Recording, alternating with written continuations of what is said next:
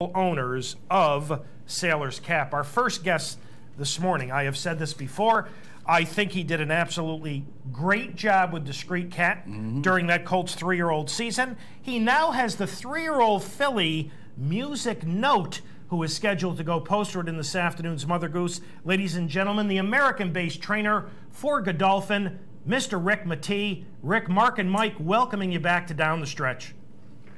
Thanks, guys. How you doing? Welcome Good. back, How Rick. are you? Very well. Rick, you received Music Note from Tommy Albertrani sometime following her maiden victory last November 1st, and we're about to take a look at that. Tell our audience what type of filly she was when you got her. She's a kind of a gangly 2-year-old filly, and actually, guys, she was scheduled to go over to Dubai. She came down to Payson Park, and we actually had her in the quarantine back there, and she ran a temperature, and the day she was supposed to ship back, so we had to pull her out of quarantine, and a decision was just made to send her back to Kentucky for some R&R, and figuring, she was an AP Indy, she would probably improve at 3, and we sent her back to Kentucky, and then we had a string at Kentucky, and I kind of had my eye on her there, and then she was sent up here to Belmont and has been pretty straightforward up to that first race, and obviously has done well and seemed to take the race well. But she's a pretty straightforward filly to deal with, a lovely, kind attitude towards her, and obviously she gets a big test today, but she's a wonderful filly to be around and train. So, Rick, that's obviously the reason why she was laid off from, early November till late May of this year. That's correct, yes. Rick, physically, how has she changed from 2 to 3? You've had her for a while now. How's she changed? She's taller, probably a little broader, but she's not a filly. If you come back to the paddock and look at her, she's not some great big filly. She's got a kind of a little more slightly made, a little more feminine-looking filly, but a tall, leggy filly. I love fillies that look like this. And she's always had a maturity to her, but I think even this year she's grown up a little bit more and seems to have a little more confidence in herself. And I think the time off has really done her well. I think she's just looks a little more polished filly this year, and I think she'll improve even more. Being an AP Indy filly, you would think going 9 she would improve off the mile, and I think she will.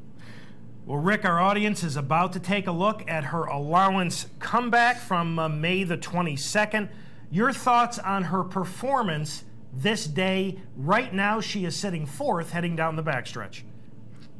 Yeah, it's a race that's set up pretty good for her. I mean, this race on paper at least looked like a very, I remember thinking at the time it was a pretty tough non-winners at 2, on paper anyway, and she won a lot easier than I thought that she would going into it. But it is a race, realistically, that's set up perfectly for her. And the way this race is today, you never know how it's going to set up, but she certainly ran well. She ran a big number that day. She ran like a 5 3/4 on the raggers and sheets, which is, for a filly, 3rd race of her life, that's quick enough. And I would think going a mile and 8, she'd at least be able to run another one. And so hopefully we can pull a similar trip as we did that day, sitting behind the speed. But the way this race is setting up today, you just really don't know how it's going to set up for her. Yeah, and we'll talk about that for a moment. Rick, in a moment, how had she trained for her return to competition? And you touched on this briefly, but were you expecting an effort like this off the layoff? Not really. I wasn't expecting her to be so visually impressive as she was. She's not a tremendous work filly. I don't know if you have access to the form, but you'll see her breezes. She does enough in the morning, but she just doesn't knock your socks off. She's a great-looking filly. Watching her gallop by, lovely long stride on her, beautiful moving filly, and but when you set her down on the rail, she'll kind of do. If you want her to go 103, 104, that's what she'll do. If you want her to go a little faster, she will. But she's not one of these fillies that's always trying to do too much, which a lot of good horses will do because they're good horses. But she's very content to go 101 if that's what you want. If you 103, she'll do that. So in that regard, Mark, I was a little surprised that she ran that good because I didn't think she'd be fit enough to run that big a number. I remember thinking we might have not have done enough with her for that race, and it was just good to get a comeback race into her, figuring we were going to come back in either the Acorn or the Mother Goose, and she ran such a big race. We didn't come back in the Acorn at a mile. We thought the timing of the Mother Goose was a little better, And as you'll see, she's done some modest work. The work the other day was a pretty good work. I got her a minute and change, and she galloped out in about 1:12 and changed the other day. So she should be spot on for this race today in terms of fitness-wise. So, Rick, it sounds like she came out of that allowance race well, and she's progressing up to this afternoon's Mother Goose, as you would hope? Absolutely. Absolutely. Rick, let's talk strategy. It's a short field. You're facing Proud Spell, which obviously is not an easy task. And in particular, Proud Spell has that tactical speed. Now, your filly looks like she's got some tactical speed, but it also looks like she'd rather kind of settle and then make a run. Talk about your strategy in the short field versus Proud Spell this afternoon. Yeah, it's almost a race within a race, these four-horse fields. You never quite know how they're going to set up. I mean, Proud Spell, like you say, she has the tactical speed. Obviously, she's got the experience over all these fillies. She runs on any kind of surface. And, I kind of think she's probably going to go in this race. I wouldn't be surprised to see her on the lead, but then I don't know. I don't know what, Barkley's instructions to Cornelio are going to be, or what Kieran's going to tell Alan Garcia. That filly of Kieran's, the Smart Strike filly, Never Retreat. She's come stalked in a couple of sprint races. So Alan Garcia might think, he could make the lead. I don't know. I would expect our filly to be stalking somewhere.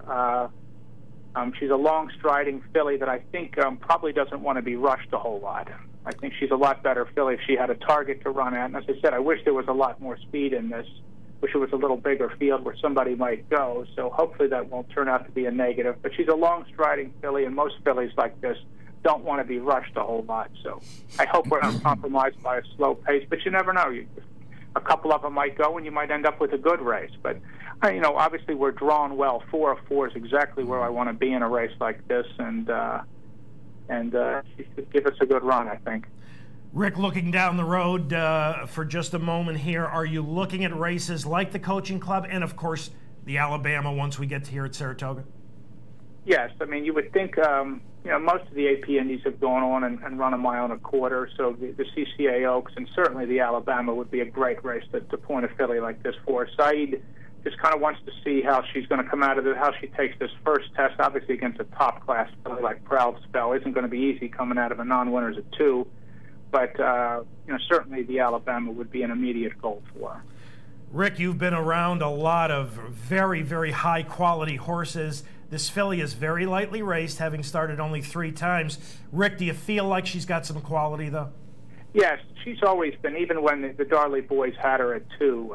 Darley's racing manager, Jimmy Bell, and Tom Albatrani, even before she came into those guys as a 2-year-old filly, she always looked the part. She just was a tall, rangy filly with a pedigree, a lovely moving filly. She has a wonderful stride on her.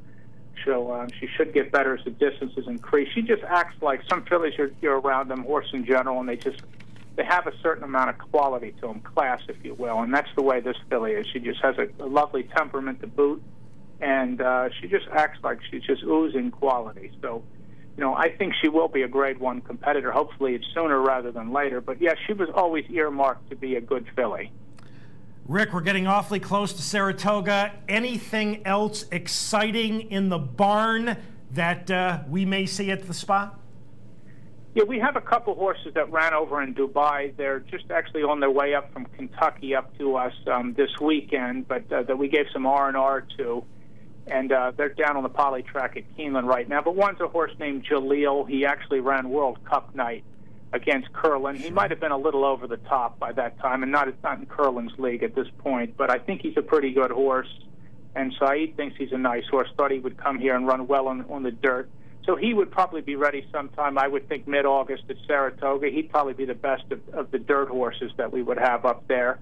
And we have the usual assortment of solid grass horses, the Tam Lins and the Emirates Dubais and the Rallying Cries, and some pretty solid horses, and hopefully can add music note to that. But of the newcomers, I would think Jaleel would be probably the best of them.